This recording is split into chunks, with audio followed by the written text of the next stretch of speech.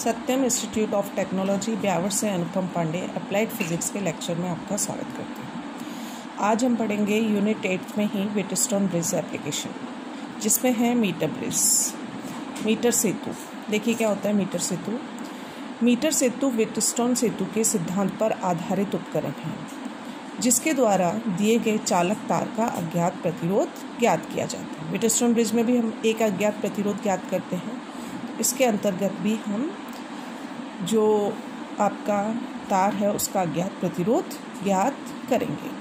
तो ये देखिए इसका जो एपरेटस है किस तरीके का रहता है। ये लैब में भी आप लोगों ने देखा है, एक मीटर ब्रिज जिसमें 1 मीटर स्केल लगा हुआ रहता है और AC इसके सहारे एक तार लगा हुआ है।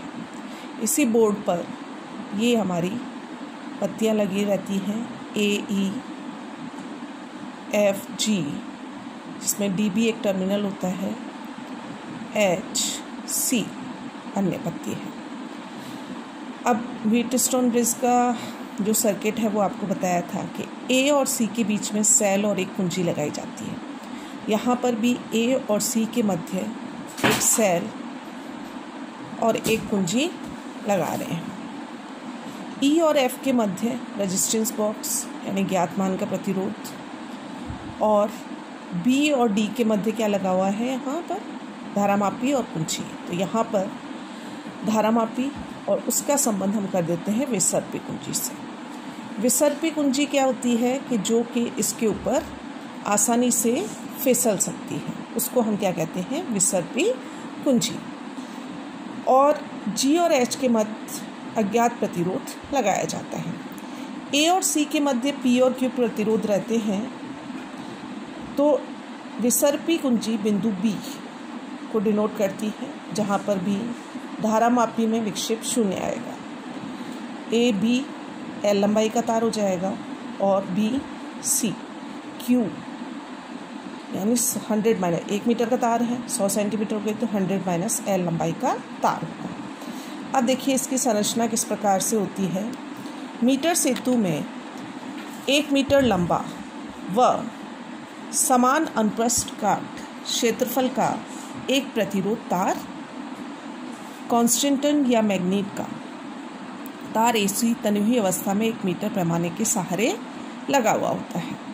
तार के सिरे तांबे की पट्टियों AE तथा CH से जुड़े रहते हैं। E तथा S टर्मिनल के बीच कुछ रिक्त स्थान होता है, E और H रिक्त स्थान होता है। और ये जो है आपके बीच में छोड़कर एक और तांबे की पट्टी FG लगी होती है। A C D E F G व H पर संयोजक पेच लगे होते हैं। टर्मिनल A व C के मध्य एक सेल E, एक धारा नियंत्रक RH, ये RH धारा नियंत्रक लगाया हुआ है हमने, जिससे धारा के ऊपर कंट्रोल किया जा सके, और कुंजी K लगी होती है। साथ ही टर्मिनल D से एक धारामापी जोड़कर उसे विसर्पी कुंजी से जोड़ दिया जाता है, जो कि प्रतिरोध तार AC पर फिसलती है। जब विसर्पी कुंजी B तार AC को किसी बिंदु पर स्पर्श करती है तो तार 2 भागों में बंट जाता है। ये 2 भाग व्हीटस्टोन सेतु की अनुपाती भुजाओं P व Q का कार्य करते हैं। E व F के मध्य प्रतिरोध बॉक्स R तथा H, G व H के मध्य अज्ञात प्रतिरोध S लगा देते हैं। तो देखिए एक बार फिर से मैं आपको डायग्राम बता देती हूँ। इसी तरीके से है हमारा डायग्राम। A और C तार हो गया, जिसके सहारे मीटर स्केल के सहारे लगा रहता है, और EF के मध्य R प्रतिरोध हो गया, S के मध्य अज्ञात प्रतिरोध, D जो टर्मिनल है उसको हमने धारामापी और विसर्पी कुंजी से कनेक्ट किया हुआ है। A और C के मध्य एक सेल, कुंजी और धारा नियंत्रित करने के लिए लगा हुआ है। अब इसकी यदि हमें अज्ञात मान का प्रतिरोध ज्ञात करना है तो पहले मैं आपको थोड़ा सा एक्सप्लेन कर देती हूँ कि जो अपना कुंजी K लगा देंगे, जिससे सेल में धारा प्रवाहित हो सके, और उसके उपरांत R में से कोई भी ज्ञात मान का प्रतिरोध निकालेंगे। अब विसर्पी कुंजी को इसके ऊपर खिसकाया जाएगा, जहाँ पर गैल्वेनोमीटर में शून्य विक्षेप आएगा वहाँ पर A से B तक की लंबाई L और शेष बची हुई लंबाई 100 - L हो जाएगी। देखिए इसी प्रकार से इसकी जो कार्यविधि है, किसी मीटर ब्रिज की सहायता से किसी तार का प्रतिरोध का मान व उसका विशिष्ट प्रतिरोध ज्ञात करना। तो सर्वप्रथम कुंजी K को बंद करते हैं, प्रतिरोध बॉक्स से ज्ञात प्रतिरोध R निकालते हैं, वह विसर्पी कुंजी B को प्रतिरोध तार AC पर खिसकाकर एक ऐसा बिंदु प्राप्त करते हैं जब धारामापी में शून्य विक्षेप प्राप्त हो। यह व्हीटस्टोन सेतु की संतुलन अवस्था है। मीटर स्केल से AB व BC की लंबाई नाप ली जाती है। अब AB को हमने क्या ले रखा है L और BC क्या हो गया 100 - L।